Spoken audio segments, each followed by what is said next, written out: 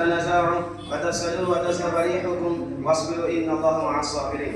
فقال النبي صلى الله عليه وسلم: المؤمنون للمؤمن كالبنيان يشد بعضه بعضا وشبك بين أصابعه.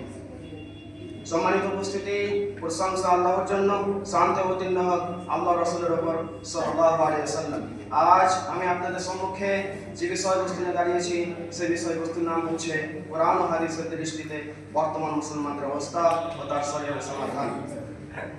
আজ আমরা বর্তমানে পৃথিবীর বুকে চোখ ঘুরালে দেখতে পাই মুসলমানরা আজ সর্বত্র জুলুম নির্যাতনের শিকার। সেখানে তারা বিচারীদের হাতে মার খাচ্ছে, প্রতিনিয়ত জুলুম নির্যাতনের শিকার হচ্ছে। কোথাও তারা মাথা বুঝবার ঠাঁই পাচ্ছে না।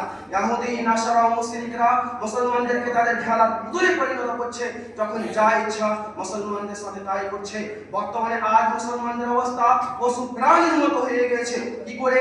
যখন একজন বেধর্মী তাদের লোকজনকে ডেকে বলে, হে আমার লোকেরা, তোমরা শুনো, সেই মাজারে তোমরা উপস্থিত হয়ে যাও, সেই জায়গাতে একটা অনুষ্ঠান করা হবে। তার কথা অনুযায়ী সমস্ত সেই বেধর্মী লোকেরা সেই জায়গাতে উপস্থিত হয়ে যায়। আর আজ বর্তমানে মুসলমানদের অবস্থা কোথায়? প্রতিদিন মসজিদে আযান হয়, হাইয়া আলাস সালাহ, হাইয়া আলাল ফালাহ বলে ডাকা হয়, কিন্তু মুসলমানরা কাজে ব্যস্ত থাকে, বিভিন্ন কাজে ব্যস্ত থাকে, ঘুমন্ত অবস্থায় থাকে।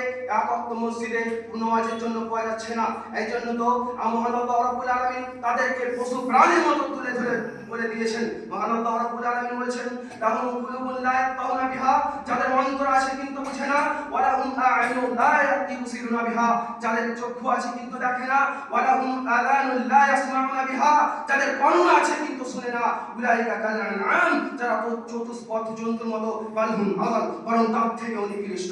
সম্মানিত উপস্থিতি, আজ বর্তমানে মুসলমানদের মধ্যে একতাবদ্ধ না থাকা, মুসলমানদের আজ বর্তমানে নাজুক পরিস্থিতির কারণ হচ্ছে একতাবদ্ধ না থাকা।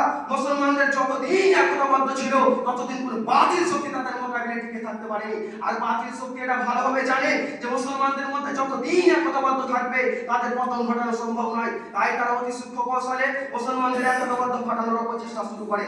আর এই অপচেষ্টা আজ নয়, নবী মুহাম্মদ সাল্লাল্লাহু আলাইহি সাল্লামের যুগে ছিল, কিন্তু আল্লাহ তাআলা নবী মুহাম্মদ সাল্লাল্লাহু আলাইহি সাল্লামের জীবদ্দশায় তাদের ষড়যন্ত্র ধূলিসাৎ করে দেন এবং মুসলমানদের একতাবদ্ধ রাখেন। মুসলমানরা